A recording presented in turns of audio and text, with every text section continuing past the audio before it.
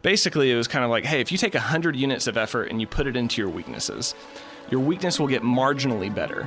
But if you take 100 units of effort and you put them into your strengths, it's exponential. And so everyone that comes into our Paradym's organization, I have them take this test and I say, okay, where are you? And let's put you on the right seat on the bus. Let's focus in on your strengths. Welcome to the No One Ever Told Me podcast, where we talk about the things that no one ever tells you that you really need to know to be successful and to thrive in business and in leadership. Today's guest is Tyler Thayer, principal and founder of Paradym Studios. Tyler is one of the brightest guys I've met and is a collaboration ninja. Tyler's been an entrepreneur since his childhood, so it's no surprise to anyone that during a global pandemic, he's been able to grow his company 200% in staff and in revenue. But with growth comes growing pains. And today you'll hear in real time that it's not enough to simply grow your company. You have to grow in your personal leadership and proportionality, or you risk that growth because you aren't ready to handle it. We cover a lot of ground today, so grab something to take some notes with because you're going to want to remember this conversation. Tyler, thanks for taking time out of your busy schedule to come down. Let's get started. All right. I know you as the principal of Paradym Studio because we're working on a project together. But when I pull up your LinkedIn, I see a handful of other organizations on there. So are you an architect? Are you a serial entrepreneur, or somewhere in between? Probably a little bit of both. So my story is I'm kind of an architect by trade. Okay. And so it probably all begins, well, actually, let me go all the way back. So if we're talking about what really started was... As a kid on the block, I lived on a cul-de-sac, and I would save up some money, doing the chores around the house, and I would go to Sam's Club, and we'd buy the big box of candies, bring it back, set up, and I'd just pay like a cent a candy, and I'd then dole it out to all the neighborhood kids for like 25 cents a pop or something of that nature. It's kind of like the candy crack dealer of the neighborhood. Kind of, we had a lot of fun. We just set it up there, kind of everyone was doing like the lemonade stands, and I was the candy guy. But that's kind of where the whole entrepreneurial kind of mindset really started. Was that in you, or did your parents expose you to that? How'd that happen? I don't really know. That's a good question. Yeah. I think part of it is just who you are. I do think I went to a Montessori school, so it was very much about like being self-motivated, self-driven, finding your own path in terms of that. So I think that probably played something into that process. But Dad and Mom never closed the gates on me, closed the doors on me. They let me do whatever I wanted to do. So, and whether it was selling vegetables out of the garden or selling candy, and then later creating like a tech company that we were doing in high school, I was building computers and networking offices around here in Brentwood and Franklin. So what'd you study for undergrad? What'd that turn into? So I thought I was going to go into business. But the funny story is back when I was in high school, my second year, I had to create an elective, so I chose art. And so before this, Dad's an architect. Okay. And so I always grew up around the architecture office, went to a local architecture firm here in Nashville that's downtown, and, go to work with Dad kind of days. Yeah. And that always stuck with me. And so I loved the art, did it for 3 years. And at the end of it, I'm trying to figure out, what am I going to do with this? Like, I love art, but I'm not going to be a starving artist. And then it dawned on me, I was like, my dad's an architect. Art, architecture, it kind of goes together. So we ended up going to do my undergrad at UT Knoxville and did the architecture degree program there. Okay. And so did the 5-year degree program, came out in the middle of the recession, and the recession was pretty rough, obviously. There were no jobs. And so I went back and got a master's in history and theory and architecture. Okay. So that's kind of fun and a little bit different. And then that kind of started my career on architecture.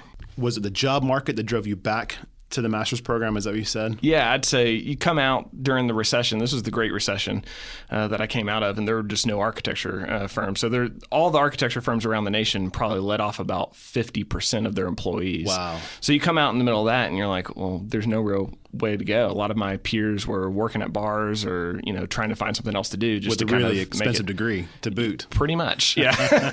So I decided to just go back to school. But you didn't hang your shingle right out of the master's program, right? Were you working for a firm before you started Paradym? Yes, I did. So worked for a firm in Knoxville, and then kind of moved back to Nashville as the economy was coming back, saw the opportunity. Of course, I was born and raised here, so I'm one of those unicorns. Yeah. And came back and started getting in. I worked for about 3 firms and worked for a developer before I started Paradym Studio. Okay. There's probably a lot of story behind the decision to start. So let's talk about some of the highs and the lows of the decision. Because were you married when you started Paradym? I was. Okay. Because that's always a really tough decision. Hey, we're going to stop this source of income working for somebody else, but we're going to bet on ourselves because I think we can do this. So take me through those decisions, take me through the heartaches and some of the ups and downs. Well, the honest truth is the biggest decision was to leave my architecture job that I had before I went to go to the developer. Okay. And so there was a great family, an awesome place, loved the people, loved my boss. He was kind of like a second father to me. But I always had this like development bug in me. And so at the end of the day, I kind of said, well, hey, the next story in my life, the next chapter of my life was probably doing something in development. So part of my deal with the development was, and I actually made that starting the architecture studio a little easier, was, hey, I'll come and work with you as a project manager and do all of your development stuff if you will pay for all the overhead for me to start an architecture firm under you. Smart. So I tried to create that kind of scenario for myself so that we could move without much risk, which is not always possible. Right. And then grow that. And then while I was there for about 2 years, the architecture firm continued to grow. And what I kind of realized is my first love of art, design, those kind of things is what really kind of took me out of development. That was probably my second most scariest thing because I had one job and we left and had to figure out how to survive and then grow another company without the support of this developer paying in to kind of keep like my license up and all these kind of crazy things that just goes with owning an architecture firm. But you hedged on the front end, which is great. You figured out a way to minimize some risk and get it started. Yep. That's brilliant. And I think, there's you can listen to some other leadership podcasts and you'll hear, do as much as you can before you take the jump. Too many people want to do the easiest path forward. That's right. I got a lot of friends who are like, well, how do you do this? I'm like, well, 70-hour work weeks. Is that my favorite thing to do? Absolutely not. Right. Like, is that what everyone should aspire to? No, I'm not an Elon Musk kind of guy. I just can't do that. I want to be with the family. But can you work for a season, 2 years, to build up that income or have some kind of solution or work some relationships to be able to take the jump, to be able to start your thing on the side and then let it grow while you're still relatively covered, at least some portion of it. So even if it's like, hey, I'm going to jump out, but I'm going to do another gig on the side to be able to cover all the costs. Because I was married and I had 2 kids when I did that jump. And so, we had to make ends meet. How many years was Paradym under the development firm? So we were there for 2 years. So it started day one. Okay. And then I was there for just short of 2 years. And then in that process, even just from the relationships that we built and, architecture and development, it's all about who you know, getting to know, building those relationships, and then make sure you maintain those relationships. Well, as that grew, that's kind of what happened. And then I spun out. And honestly, that developer is a really great friend still. He's still a lifeline client as long as I can keep him happy. And he's, I see him probably every other week. Did you take some work with you once you moved out on your own, or did you kind of start scratch? I had one job that was a interior upfit that was on that property that we were developing that I took with me. And that kind of bankrolled me. I think it was something like 4 months. And so I said, I got 4 months to live or die. Okay. So how do you manage? Because at that point, you've got to produce the project you're on. Yeah. And then you've got to start developing some leads to bring in the next project. So is it easier for you to go from sales hat to producer hat? Super hard. Okay. But that's part of the, the grind, so to speak. And I had some help because I had a really great friend that would come back and help me like in the evenings and those kind of things just to kind of get that project done. Okay. It was a big sizable project. It was easily a 4-month project. But in the meantime, like during the week, the Monday through Friday, I had to go out and build more relationships. So I had to kind of balance that. So we ended up doing a lot of, even after spinning it out, we ended up having a lot of late nights. We were working, I was working probably 60 hours and he had a full-time job. So he was working in the evening. He was probably working 60 hours. And he actually works for me today because he just put in so much effort that I brought him along with me as soon as I could hire him. What have been the most challenging seasons and what's been behind those challenges? Yeah, I would say there's been 2 seasons that have marked it. So the first was kind of survival. And that was like the first 3 years after departing. Yep. And so we'd been around for about a year and a half, departed, and about the next 2 to 3 years was all about how do you survive? And I was trying to edge down on the number of hours I was working. I had 2 kids under the age of 3. So one to be a dad at home, one to be a husband. And that's a challenge. I mean, and to be able to do 60 hours a week, 50 hours a week, and then trying to get it down to like 40, 45 just so that you can have a normal life at home. That was a constant take and pull because, we'd get some more jobs, we'd get more revenue, top line revenue, and I had a decision to make. Do I pay myself more and finally make a decent salary, or do I take the extra revenue that we have to hire someone else to help give me more free time? Yep. And we chose free time. So my wife and I just had to do a really good budget, and we worked it out and we made it happen. And so, but with that came more success and more challenges of the growth, that early kind of survival piece of, increase salary, decrease salary. And it was very fluid. And I think if you can't handle, and my wife was wonderful at this. She would just trust me. We'd have a conversation and we'd say, hey, let's do this. And we'd just stand in that decision and move on. But it was like 1 month's budget was not the next month's. Okay. It was just because we were constantly changing and that lasted for probably about 2.5 years. Is that exhausting? Yeah, 100%. I mean, we also didn't take any vacations, hardly at all. Which I'm also not a big proponent of, but I think there's a season for that. Yep. And when we did go, a lot of times I was working on a project at the beach while the kids were outside. So did you guys just kind of pick time on a calendar and say, listen, we can do this for a couple years, but if X isn't in place, I don't know, year 5 or year 6, and we've got to pick a different path? Or was it, hey, we're gonna pursue this hell or high water? What were those conversations like? Yeah, I think it's more about we knew this was it. I was having more fun than ever. Okay.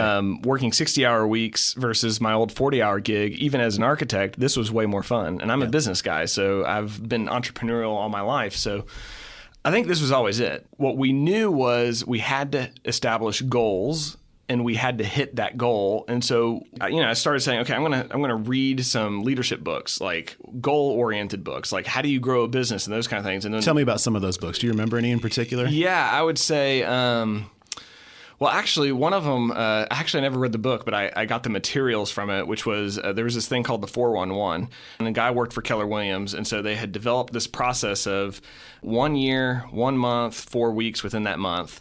And so you kind of break out your macro goals and get down to your micro goals by the week, and then you kind of catapult it. So that changed. It gave you a framework for how to think through your... Exactly. So then I did this about 3 years ago. And so we started casting vision for, okay, what's this year's big, hefty, chunky goals? Great. Then you just break it down. And so then I would focus on it quarterly and then monthly and then weekly.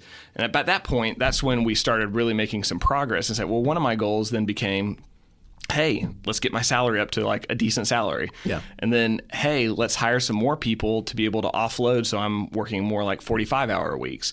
So once we established that kind of mindset, instead of just kind of running around with our heads cut off like it became this kind of like a vision of what we had to get to, and then we got to it. So, but it took work and it took pinpointing that vision to be able to get to it. Yeah. You had to name it, and understand where you were going. What was the second season? Because you said the first season was that yeah, one. So there was that survival, and then, really the second season that we're kind of in right now, but I'm actually kind of seeing an insight to this season, which is this mega growth. So we went from like 3 or 4 people, and we're up to 12 right now, and hiring another one right now. That's exponential growth. So that is 1 year during COVID, more than doubling in size.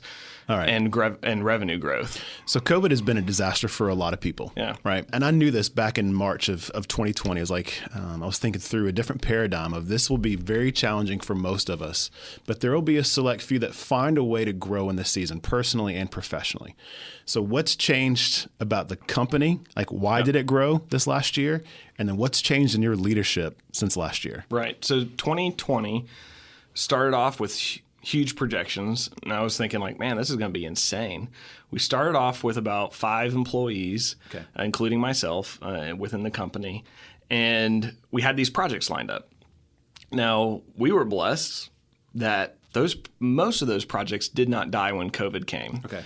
So they were big enough projects that we had hunted the year before, because essentially 2019 fed into 2020, and those big projects would sustain us for all of 2020 20.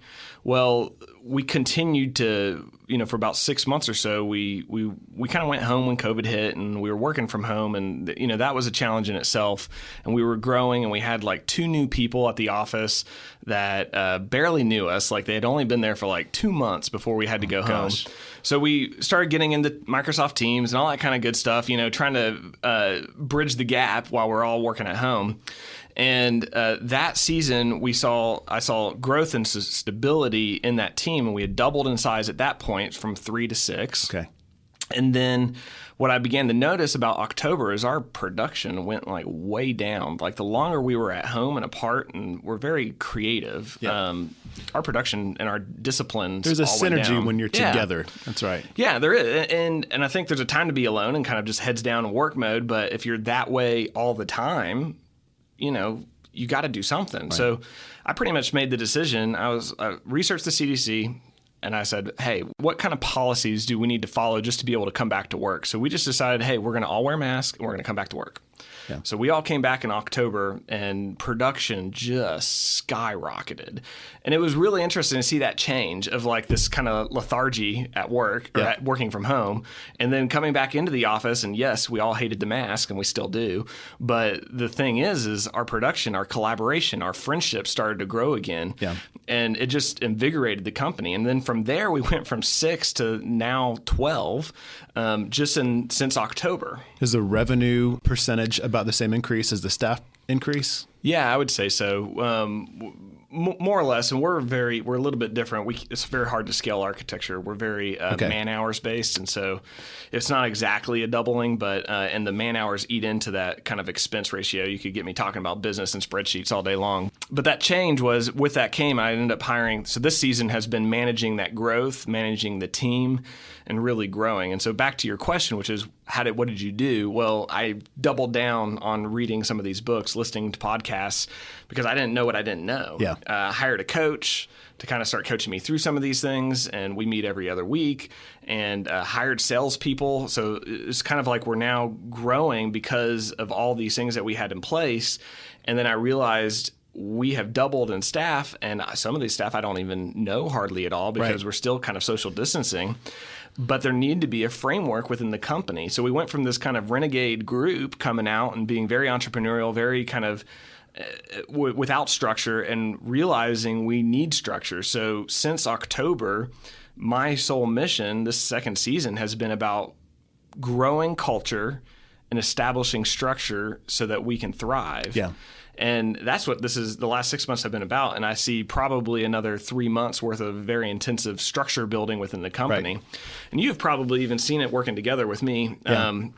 I've had to step back. I have to let go some of the day-to-day tasks to be able to do that. Here, I've got a question about that specifically. Shoot. Growth, personally and professionally, has a cost.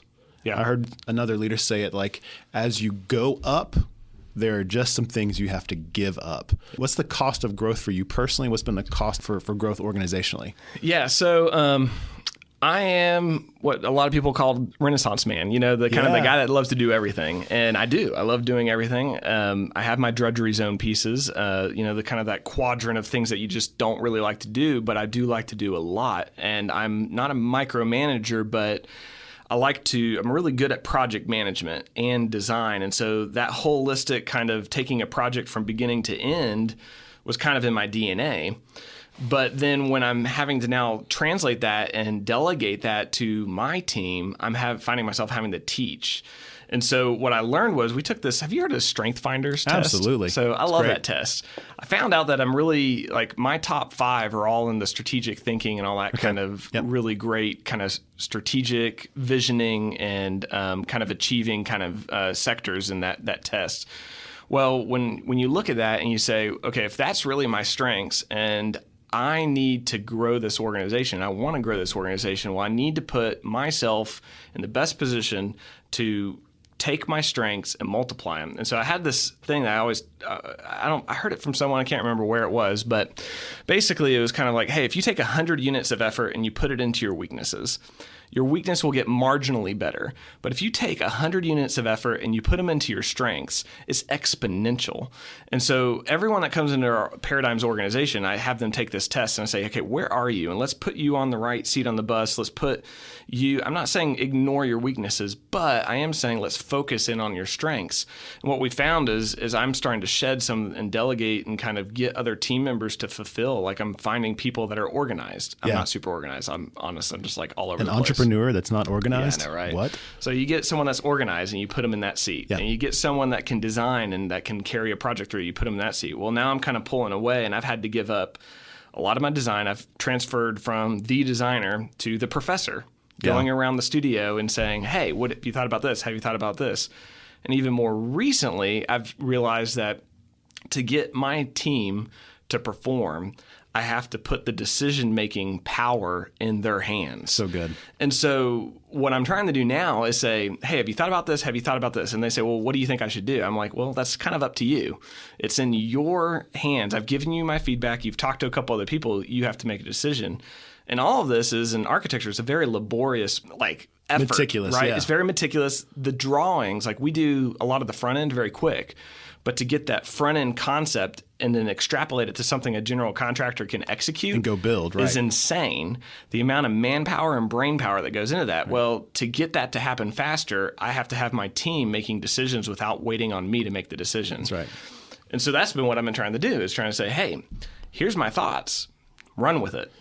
But make the decision based on context. And so I think that is what a leader, when you get to this level and you start pulling away from the day-to-day activities and you become the vision caster and the encourager and the builder-upper, and also the one that has to deal with the stuff you don't like to deal with. Right. But you start being in that role, you have to set really good context so that your team can execute on that context without having to come and bother you every 5 seconds. Right. And that's been one of the biggest challenges lately, even within the last month. And I've been practicing every day trying to say, here's the context of which you make your own decision within, so you make the right decision. You've got to push those decisions as far down in the organization as they can be made. And there will be mistakes, but the only way you can grow is for them to develop. Yeah, no, I totally hear you. One more book. So all of this is kind of coming out of another book. And have you read the No Rules Rules book? No, but I'm going to. It sounds awesome. Okay, it is epic in its own way. It's not applicable to everyone, but it is, I think it's Reed Hastings, the Netflix CEO. Okay. And so he wrote this book called No Rules Rules, and it's about the cultural development in Netflix going from a highly structured kind of HP, these guys that are super corporate. Very corporate, yeah. To how do we get Netflix to innovate so fast? And it was all about putting that decision making down to the people executing and not at the top. That's great. And that's where, when I'm talking about context, I actually kind of stole that from him in his book, because, and I will tell you, that has been the single most challenging leadership book I have read in the last 10 years.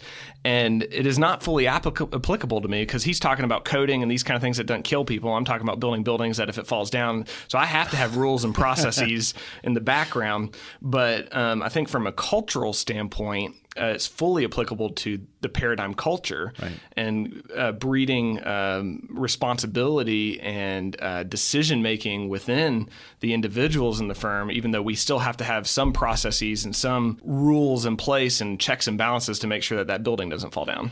Were you aware of the culture of the organizations you worked at before you started Paradym as an employee?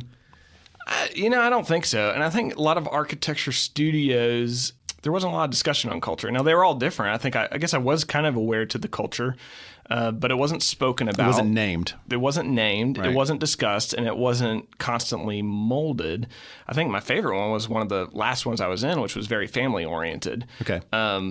And oddly, even though it was one of my favorite ones, I'm trying to cultivate a team-oriented one where you're we're a professional team. We're not family. We're a team. And so that means everyone has to get their A game on. Yeah, it's maybe relational, but we're more of an army than we are a family. Absolutely. Well, and a good team, you are brother and sister, but at the end of the day, the best play. That's right. So how did you, at what point in the Paradym's history did you decide, okay, there is a culture to what we're doing and I want to create it. I want to be intentional with it. When did that transition happen? I would say in the last year and a half or so. So the growth kind of forced you to take a look at that. And to seriously consider it. Yeah. I think culture has always been on the forefront, but it was different back when we were just three people, That's right. Hanging around the studio trying to get stuff done. It was more free for all. And I think that's been one of the really challenging things, especially for the team's members that have been around since those days. The transition from that to creating structure, like no structure to structure, is very difficult. It's not very fun either sometimes, but... So you said earlier, you've got about 3 months you feel like of work ahead of you to continue the organizational development to get a little more systematic, to kind of build the processes and procedures to get the organization where you want it to go. When you get to the end of those next 3 months, can you identify something you're really proud of organizationally? Maybe not a project, but something that in your leadership and the way you've led the team that you're like, that was a good decision. I think we've hired the right people. Okay. How do you hire in your industry? That's a good question. And it's very difficult because I think you can hire an architect, but I think we're building a culture that requires personalities that can work with one another and these kind of things. And I think if you had asked me some of my failures and some of my greatest successes is I think we're working towards that. And it's still an ever evolving process. And I am having to learn in a very fast pace growth scenario how to try to hire good people that not only are A players, A designers, these kind of like top producers, but fit within the culture and can thrive in this culture. Because I do think by naming a culture and setting kind of a vision for a culture, we're automatically disqualifying some people from participating in that culture. Because people, when we've had some that circulate through the office that just didn't fit. So then I think part of it is I've expanded from like one interview and, hey, I like you. You must be sent from God. Let's hire you. To we're now doing 3, 4, and 5 interviews to try to get into the psyche, to some degree, and trying to pierce this like interview fluff veil that kind of comes in, put on your best, when they put on their suit and you're trying to figure out like, do you wear jeans all day, in reality and those kind of things. Cause I'll come to an interview in jeans cause we wear jeans all day and we're happy about it. But it is unbelievably difficult to pierce that kind of like interview veil and figure this out. But I think if we can establish during the interview process that they have the skills and they have the personality, using some of these personality tests and kind of like, especially the ones that kind of dive deep into like what motivates you, then we can kind of get a good idea of that. And then sometimes the whether or not you fit just has to be left to get you in, make sure you fit. And we've had to let people go that just couldn't get it to work. And I think that is probably one of the biggest challenges is knowing when to pull the plug and just kind of move on. And when we've seen like super growth. And I'm proud of I think if you ask me for one proud thing, I think is some of the hardest challenges have been letting go of people that on paper just look amazing, but just didn't fit in the organization and the vision and the business model we're trying to create. And I think as a leader, you have to think about those things because if you don't, then your company goes off the rail and you're in trouble. There's a great book called The Ideal Team Player. Yeah. And essentially kind of boils down some of those elements that you're looking for to humble, hungry, and smart. And it's not like intelligent smart, it's people smart. Yeah. And you can have different combinations of those. But at some point, like you said, you can have a really talented producer. But if the humility is not there or the chemistry is not there, then you got to move on. And a lot of times the team will elevate even when you lose a star player because maybe they were not a good fit culturally. And that was, honestly, that was like mind-blowing to me to say, hey, we go through this 3 or 4 interview process on paper and all the interviews, we're blown away. And then the chemistry piece of it didn't click. Yeah. And it production suffered, culture suffered. And then you let it go and you kind of depart ways and it just rebounds. And that is amazing. I think more often than not, leaders like us can look at a team and try to, and this is something I've been having to come to terms with myself, is how long do I build into you and try to help you overcome this? And then before I just say, hey, let me help you find another job. No hard feelings. And it's kind of changed. I've just pretty much decided most people aren't bad.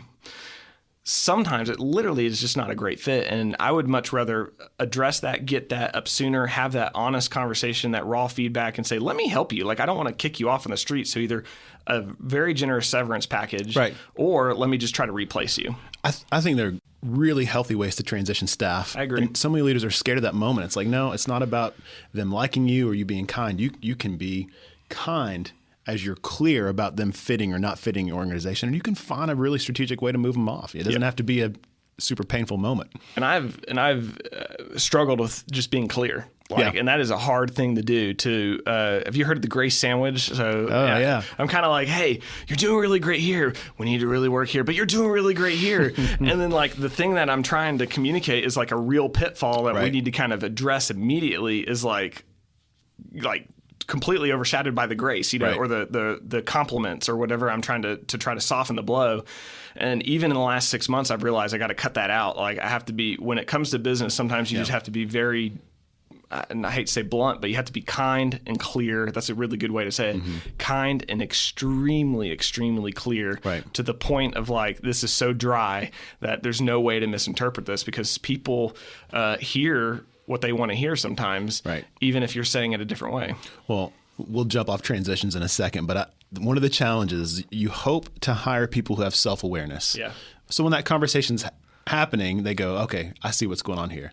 The problem is someone who's not self-aware doesn't realize what's going on in a moment like that. And you have to be more clear than you probably want to be, because it gets uncomfortable. Well, and I think something we need to hire for is people that want to grow. That's right. And it's kind of becoming something new that I've been starting to interview and say, like, well, what do you want to do? Do you want to grow? Do you want the feedback that I want to give you? Right. Because if you don't, then it's pointless. And that's a part of culture too, as you're developing that. It's like, hey, we give feedback around here, and I'm open to feedback. Give me feedback. That's the hardest thing, is to get the team to give me feedback back. So let's jump to the title question for the show. What's the most significant thing you've learned that no one ever told you on the front end about growing this organization?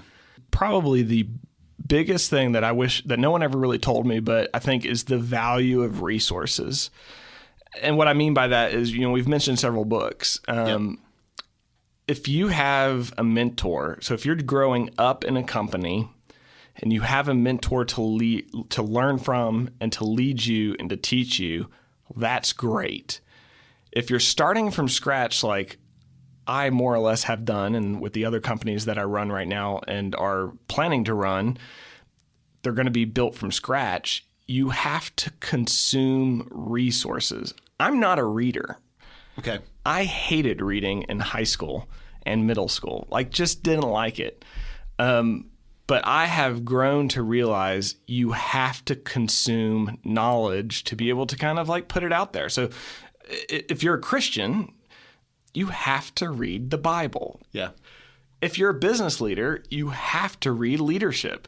And that wasn't when I started Paradym, it was not on my radar that was something I was going to have to do. I was like, hey, we're going to get it. We're going to get it done. I'm going to get some projects. We're going to do projects amazingly. We're going to try to keep our clients happy.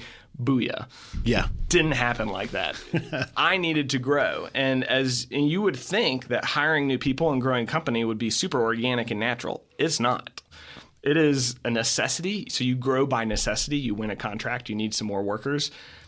It is a ton of work. And I think that is probably the number one thing that has thrown me off guard in the last 16 months-ish, so or more, is this idea that you have to work really, really hard.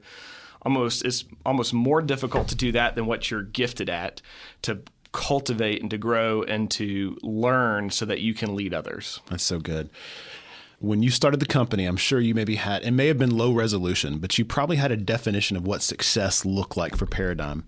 Has that shifted in the last 5 years? And if so, how do you define success now? I think it has, and I think Paradym's changed. If you had to ask me, I think success when I first started was about doing great projects. I was just thinking in the lane of architecture. And so it was kind of like doing great projects, making them beautiful, and getting the next job. Yeah. And like that was success. What I've come to learn is there's so much more to success. And part of that piece, which is what you mentioned earlier, which is that fun aspect. And I think everyone ought to be having fun at Paradym. If you're not, it might not be the right seat. Okay. So even in the stress and the pain, my goal is to make sure everyone is having fun in the stress and the pain and the growth pains and all these kind of things. Yes, we have down days. It's unavoidable. That's life. but I am having more fun than I have ever had. And so I kind of have now defined success for Paradym in my life of saying, how do I have fun? How do I not lose my hide, like financially speaking, but still just have fun every single day? And if you can't do that, why do it? Yeah. And I think people get lost in a job and they get stuck in something that they just really don't have enjoyable. Guys, we live in America. We are super blessed to be here. Yeah. And there are jobs everywhere. We're coming out of recession. I get it. We go through cycles, but there's a lot of opportunity out there. And as we continue to come out of this COVID thing, there's going to be even more opportunity. So I think if you're an architect, there's other architecture firms. If you don't like it, don't wait. Yeah. And I think that's one of the things like I would encourage people to do is say, hey, if you're not having fun, start looking to have fun, and then you're gonna enjoy your life. You're gonna be healthier. You're not gonna like stress out all the time. You're not gonna like lose nights of sleep and lose all your hair too early, which I've already done. But those 60-hour weeks will do that to you. Yeah, that's not very fun. But you said earlier you're a unicorn. You're a local native Nashvilleian. Yeah. What are some of your favorite architectural buildings in the city of Nashville? Nashville. Well, I think you can't deny that there's some of the things that are on the landscape, the urban fabric of downtown Nashville in particular, that are iconic. So you got like the Batman building, which some of the local architects designed that. My son calls it the Owl building, which I think is really interesting. But, is it one of my favorite architectural masterpieces of all time? Not really, but is it iconic? Yes, absolutely. Did it serve its purpose? Yes. And was it like one of the last local architects to do a major building like that in town? Yes, because now what we see is a lot of architects coming from out of town to do some of these large iconic buildings, which I find a little bit hurtful, a little shameful.